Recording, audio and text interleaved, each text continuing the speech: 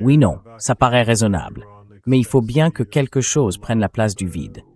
Si l'Iran s'attend à ce que les États-Unis se retirent, qu'est-ce qui les remplacerait?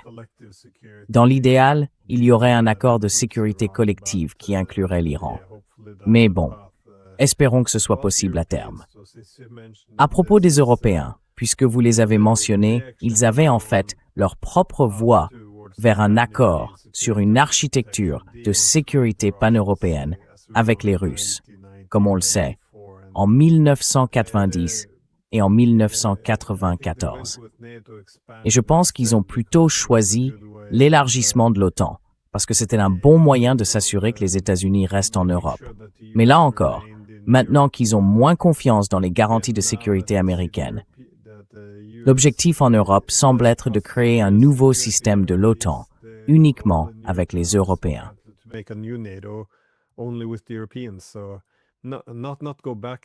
Donc, ne pas revenir au projet d'une architecture de sécurité inclusive, fondée sur les accords d'Helsinki, mais réinventer l'OTAN sans les Américains. Je pense qu'on est vraiment dirigé par des fous là. Mais il y a un autre accord qui pourrait remodeler le Moyen-Orient, cet accord entre les États-Unis et l'Arabie saoudite. Je trouve ça curieux, parce que cet accord nucléaire rendrait, semble-t-il, un accord nucléaire avec l'Iran quasiment impossible. Si les États-Unis affichent aussi ouvertement des critères différents pour l'Arabie saoudite et l'Iran. D'ailleurs, j'ai entendu un journaliste poser la question. La réponse de la Maison-Blanche a été « Eh bien, l'Arabie saoudite est un allié et elle bénéficie de règles spéciales parce que l'Amérique d'abord. » Mais si c'est cela, la base d'une architecture de sécurité régionale, alors elle sera très instable.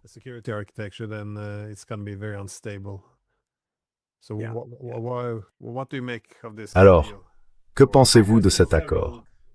J'y vois plusieurs éléments dangereux, surtout dans le contexte où les États-Unis essaient en même temps de conclure un accord avec l'Iran. D'un côté, c'est moins que ce que voulaient les Saoudiens. Mais de l'autre, cela écarte complètement les Israéliens. Les Saoudiens voulaient aussi une garantie de sécurité de la part des États-Unis. Je ne suis pas certain qu'ils y aient complètement renoncé. Je pense que, dans leur nouvelle approche à plusieurs niveaux, ils la voudraient toujours, même si elle n'est pas aussi fiable qu'elle aurait pu l'être, ou qu'ils pensaient qu'elle le serait. Je pense que c'est toujours quelque chose qu'ils pourraient vouloir.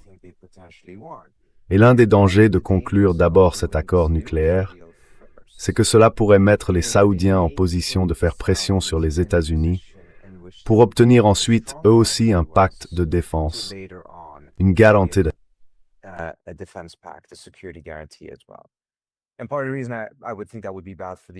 Et une partie de la raison pour laquelle je pense que ce serait mauvais pour les États-Unis et pour la région, c'est que les États-Unis devraient se désengager de ces conflits régionaux. Accorder à l'Arabie saoudite une garantie de sécurité du type de l'article 5 de l'OTAN, ce serait exactement l'inverse. Mais on a l'exemple d'autres pays qui, une fois qu'ils disposent de la capacité d'enrichir de l'uranium et qu'ils ont une voie vers la bombe nucléaire, s'en servent pour faire pression sur les États-Unis afin d'obtenir une garantie de sécurité. En substance, ils disent « Si vous ne nous accordez pas de garantie de sécurité, nous n'avons pas d'autre choix que de nous doter de l'arme nucléaire. » Les États-Unis donnent donc aujourd'hui aux Saoudiens la même technologie qu'ils ont essayé, depuis 40, 50, 60 ans, d'empêcher l'Iran d'obtenir. Ils sont même entrés en guerre pour empêcher les Iraniens de l'avoir, mais ils l'accordent aux Saoudiens.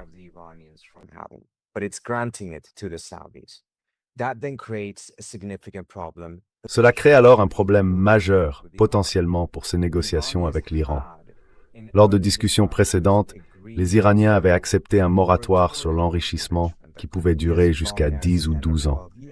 J'ai du mal à voir pourquoi les Iraniens respecteraient cela si, dans le même temps, les États-Unis accordent cette même technologie aux Iraniens, aux Saoudiens, et qui plus est avec beaucoup moins d'inspections. En fait, sans aucune inspection internationale comparée à ce que les Iraniens acceptent. Cela pose aussi un autre problème en soi. Comment allez-vous obtenir des inspections de type JCPOA ou JCPOA+, du programme iranien dans le cadre d'un accord nucléaire que Trump dit vouloir, si dans le même temps vous exemptez les Saoudiens de toute inspection de ce type.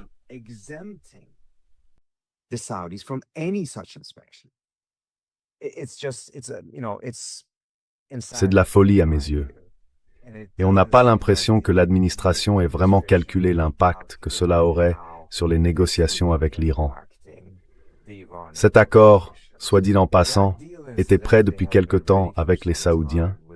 Il a été annoncé maintenant pour d'autres raisons, liées aux obligations de déclaration et à ce genre de choses, afin de s'assurer que tout soit finalisé avant que Trump ne quitte ses fonctions. Mais je pense que les deux, en fait, vont à l'encontre l'un de l'autre. Cela ne veut pas dire que les États-Unis ne peuvent pas conclure d'autres accords avec les Saoudiens, et ainsi de suite. Mais le faire exactement de cette manière, si ce sont là les détails qui en ressortent, une fois que nous les connaîtrons pleinement, je pense que cela va créer un problème important pour tout accord avec les Iraniens.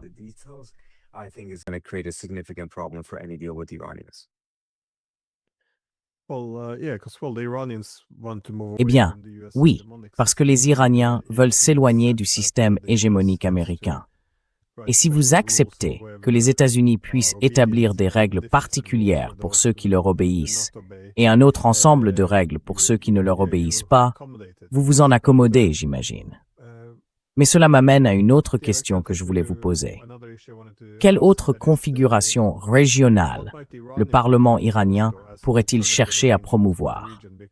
J'ai vu hier dans les médias iraniens que le Parlement pourrait présenter un projet de loi qui serait alors considéré comme assez radical, visant à limiter le passage des navires israéliens par le détroit d'Ormuz, ou de tout navire se rendant en Israël ou bénéficiant à Israël.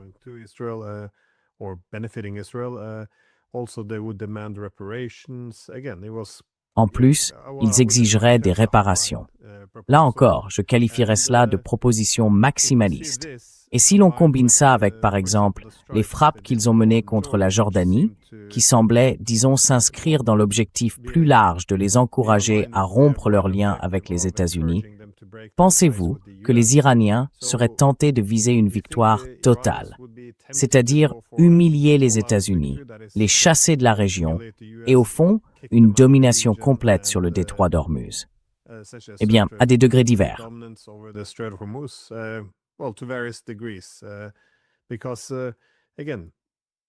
Parce que, encore une fois, il doit y avoir beaucoup de colère là-bas, vous savez, y compris dans l'opinion publique. Et on ne peut pas vraiment l'ignorer non plus. Et je le dis aussi, imaginez si c'était l'inverse.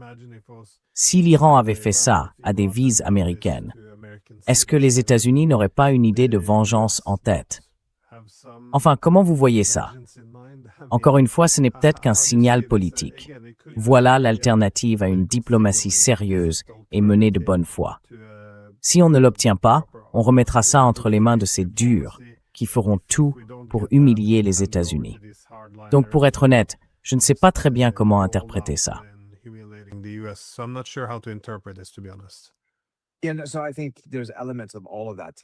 Je pense donc que tous ces éléments sont à l'œuvre en ce moment.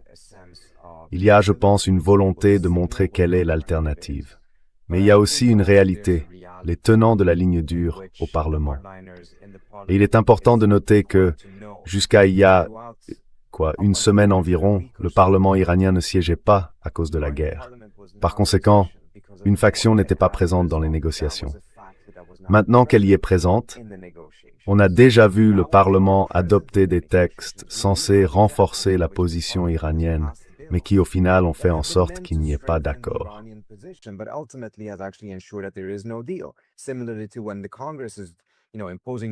De la même manière que lorsque le Congrès impose, vous savez, de nouvelles sanctions officiellement pour renforcer la position américaine, mais qu'en réalité, et souvent aussi dans l'intention, elles sont conçues pour faire échouer les négociations. Et je pense que les Iraniens devraient être très prudents à ce sujet. Car oui, il y a une volonté particulière d'humilier Trump à cause de ce que Trump a fait. Mais l'effet en retour n'est pas nécessairement que les États-Unis fassent quelque chose. L'effet en retour pourrait être précisément ce dont nous avons commencé à voir les premiers signes. D'autres acteurs de la région finissent par conclure que l'Iran va aller trop loin, selon eux, dans sa manière d'affirmer son contrôle et sa position dans la région, et qu'il devient alors nécessaire pour eux de former des blocs afin de contrer la montée en puissance de l'Iran.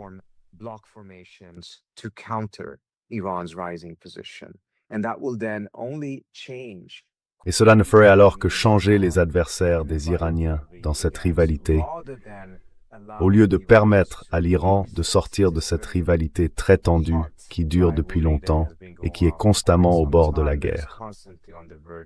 Et dans une perspective de sécurité à long terme, je pense qu'il est assez clair qu'une telle situation, où l'on assisterait à cette réaction naturelle, pas seulement cet accord avec les Saoudiens et les Pakistanais, mais quelque chose de bien plus vaste, la formation d'un bloc entier pour contrer l'Iran et faire contrepoids à l'Iran, n'est au final pas dans l'intérêt de l'Iran.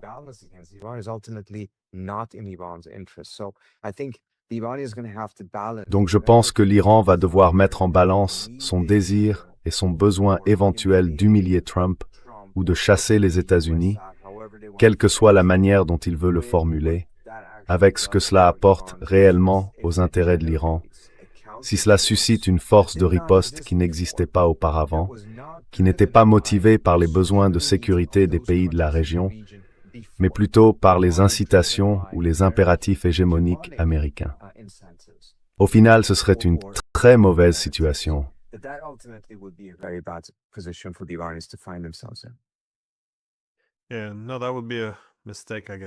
Oui, non, ce serait une erreur, je pense, de remplacer le système d'alliance hégémonique des États-Unis par un nouveau système de blocs, dans le seul but de contenir l'Iran. Et je pense qu'avec l'effondrement du soft power américain à cause de la guerre contre l'Iran, il est assez remarquable de voir comment les Iraniens ont développé leur soft power. Je veux dire, l'empathie qu'on ressent aujourd'hui envers l'Iran, je crois n'avoir jamais vu ça de toute ma vie. En tout cas.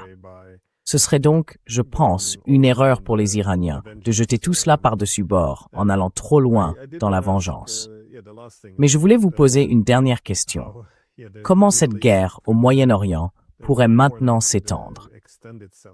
Pendant un temps, on a eu l'impression que Zelensky avait pour objectif de fusionner ces guerres, la guerre en Ukraine et la guerre contre l'Iran, même s'il semble avoir un peu revu cela à la baisse depuis. Est-ce que vous le voyez toujours? Voyez-vous cette possibilité? Parce que vous savez, ça semble être une recette pour une troisième guerre mondiale, très honnêtement.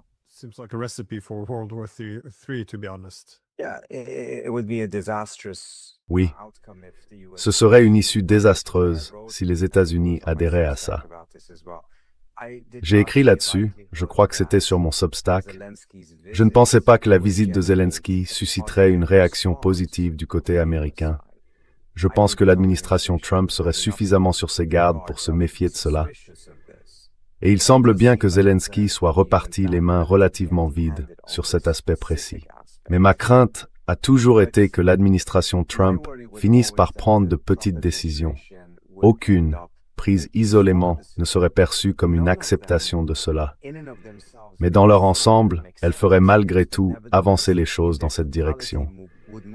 Et puis, avec le temps, les guerres fusionneraient, non pas à la suite d'une grande décision, mais plutôt par 1000 petites entailles. C'est cela qui me semblait le plus probable.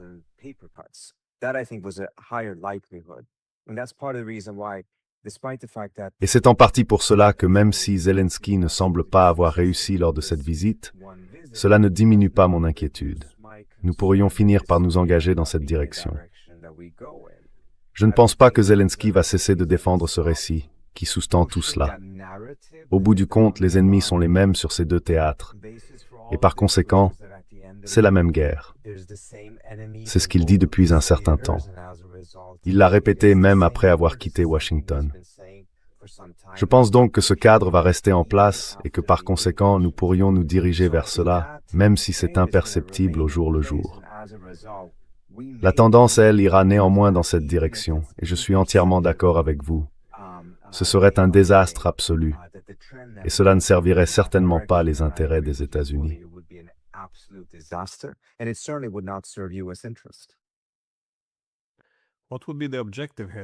Mais quel serait l'objectif, au juste?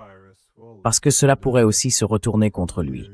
Cela pourrait entraîner les Européens dans la guerre en Ukraine et disperser encore davantage leurs ressources. Selon vous, quels sont les calculs de Zelensky, sachant qu'il pousse aussi fortement en ce sens?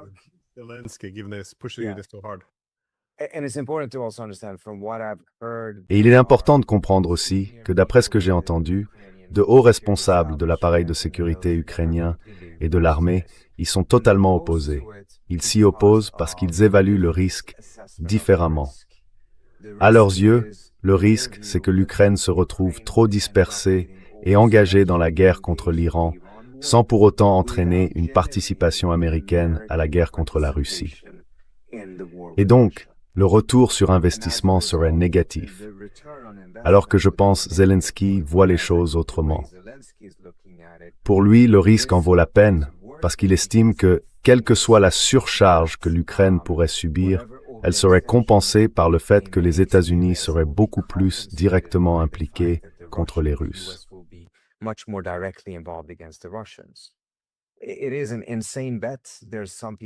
C'est un pari insensé. Certaines personnes me disent qu'il fait ça davantage pour détourner l'attention des problèmes intérieurs auxquels il est confronté, etc. Mais je pense qu'il est difficile d'y croire complètement. Quand on garde à l'esprit que depuis le tout début de cette guerre, la position ukrainienne a été d'obtenir une implication beaucoup plus directe des États-Unis dans le conflit. Et si vous êtes en Ukraine, on comprend pourquoi vous pousseriez dans ce sens. Ce n'est pas illogique de leur part. En revanche, je pense qu'il serait illogique que les États-Unis l'acceptent.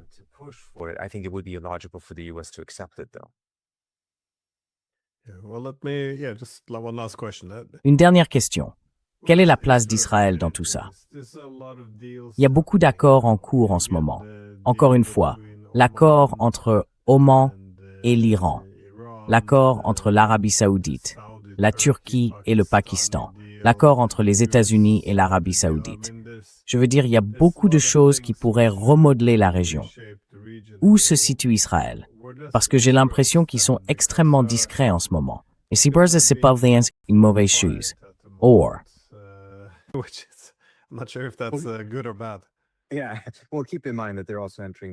Oui, enfin, gardez aussi à l'esprit qu'ils entrent eux aussi dans une période politique, en ce moment. Donc l'attention se tourne beaucoup vers l'intérieur, vers ce qui deviendra, bien sûr, une élection très décisive pour Netanyahou. Sur la question ukrainienne, je pense que les grands gagnants, franchement, seraient les Israéliens. Cela donnerait un nouveau souffle à la guerre contre l'Iran que les Israéliens veulent. Cela permettrait aux Européens d'entrer dans cette guerre contre l'Iran d'une manière qu'ils n'ont pas adoptée jusqu'ici, du moins pas directement. Et peut-être plus important encore, cela redéfinirait entièrement cette guerre contre l'Iran. Car à l'heure actuelle, elle est très centrée sur le rôle d'Israël, ce qui est tout à fait justifié, compte tenu du rôle central qu'Israël y a joué.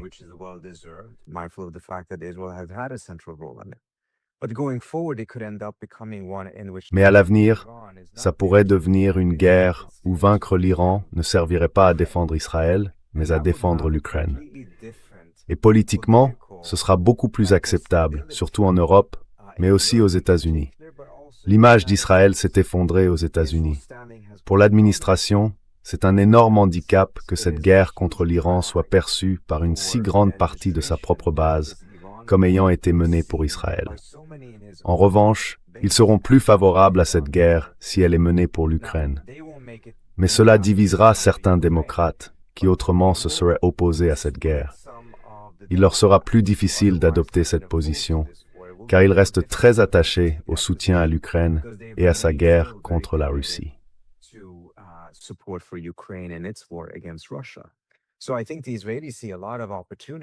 Donc je pense que les Israéliens voient là beaucoup d'opportunités, d'une manière dont je ne crois pas que qui que ce soit d'autre puisse voir autant d'aspects positifs. Pour ce qui est des autres éléments, je pense que les Israéliens seront probablement très inquiets de cette nouvelle configuration, surtout si elle ne se limite pas à contrer l'Iran, mais qu'elle finit d'une certaine façon par inclure aussi l'Iran. Les Pakistanais, en particulier, ont cherché à faire entrer l'Iran dans cette configuration, aux côtés de la Turquie et de l'Arabie saoudite. Si cela se produit, je pense que les Israéliens verront de plus en plus cette constellation comme étant là pour contrer Israël.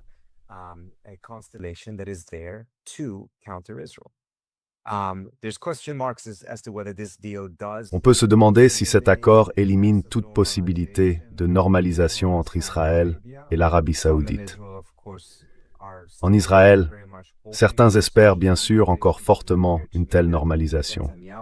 Il ne me semble pas que Netanyahou s'en préoccupe tant que ça, mais je ne suis pas certain qu'il ferait réellement obstacle à ce type de normalisation avec l'Arabie saoudite. Je ne vois tout simplement pas cela comme une possibilité, vous savez, à l'heure actuelle, ni dans un avenir prévisible.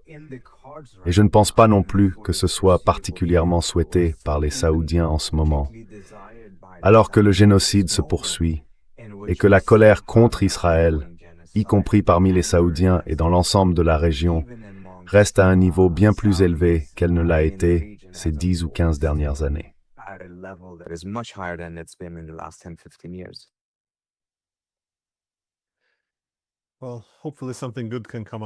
Eh bien, espérons que quelque chose de positif puisse sortir de tous ces accords. Oui, au moins, je suis un peu plus optimiste maintenant concernant l'accord entre Oman et l'Iran, surtout s'il a la bénédiction de ses voisins et des États-Unis. Cela pourrait résoudre la question d'Ormuz. Je pense que les autres problèmes seraient plus faciles à régler. Quoi qu'il en soit, merci beaucoup pour votre temps. Merci beaucoup. Je vous remercie vraiment, Glenn. Merci.